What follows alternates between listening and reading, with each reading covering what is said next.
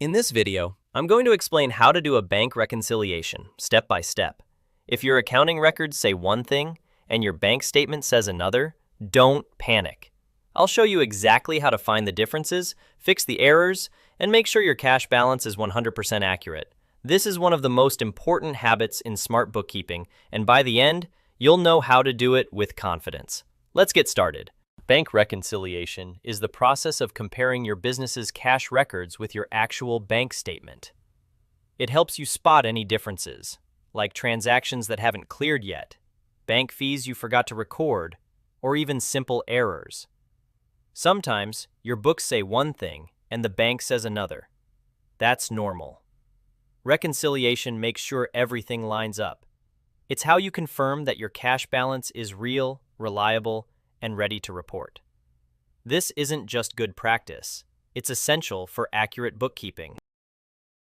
When your books and your bank statement don't match, don't panic. It's actually very common. One reason is checks you've written that haven't cleared yet. You recorded them, but the bank hasn't processed them. Or maybe you've made a deposit and it shows in your records, but it hasn't hit your bank yet. Then there are bank fees, interest charges, or service charges the bank takes automatically.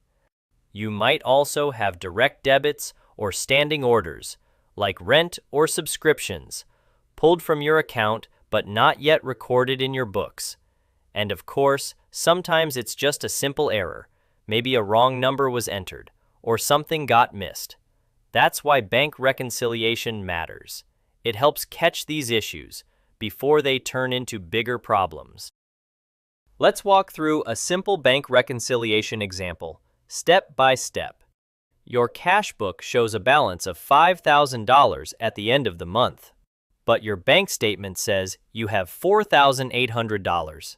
That's a difference of $200, so let's figure out why. First, we see you wrote a check for $300, but it hasn't cleared the bank yet. That's called an unpresented check. It lowers your book balance, but it hasn't hit the bank yet. Next, there's a bank fee of $50 that the bank has taken out, but you didn't record it in your cash book. And finally, there's a direct deposit of $150 into your bank, maybe from a client that you haven't recorded in your cash book yet. So here's how we reconcile. We'll start with the bank statement balance, $4,800. Add the $150 deposit that's in the bank but not yet in your books. Subtract the $300 check that you've recorded but hasn't cleared. That gives us an adjusted bank balance of $4,650. Now, let's adjust your cash book. Subtract the $50 bank fee. Add the $150 direct deposit. Your adjusted cash book balance also becomes $4,650. Now, both balances match. That's a successful reconciliation. This process helps catch timing differences and missed entries, and keeps your records clean and accurate. So, why does bank reconciliation matter so much? First, it confirms the accuracy of your cash records.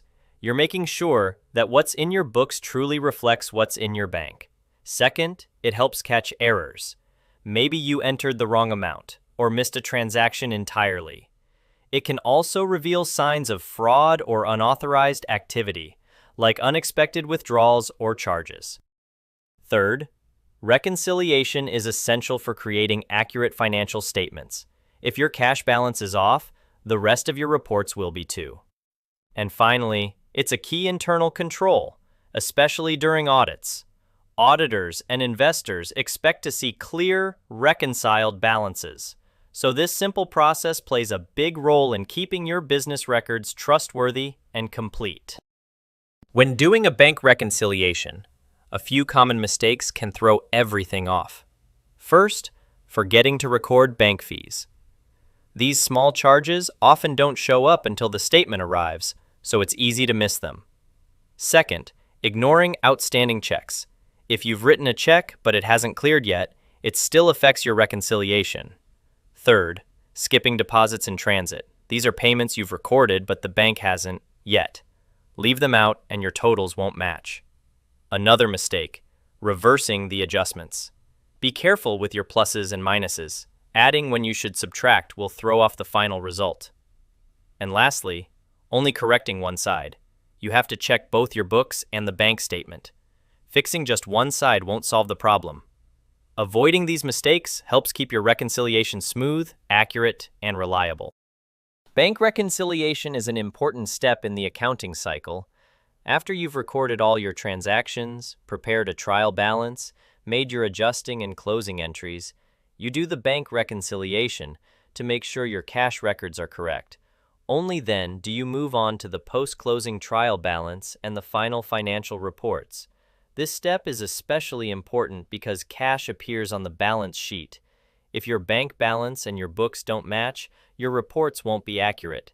That's why bank reconciliations are often done at the end of every month and always before year end. It's how you double-check that the cash figure in your reports is clean, correct, and audit-ready. Bank reconciliation is the process of matching your cash records with the bank's records. It helps fix mistakes, catch missing entries, and confirm that your cash balance is accurate. It's a critical step before you close the books or prepare your final reports. Reconciliation keeps your numbers clean and your financial statements trustworthy. If this video helped you finally understand how bank reconciliation works, give it a like, subscribe for more simple and clear accounting lessons, and drop a comment if you'd like a full walkthrough on control accounts or year-end reporting.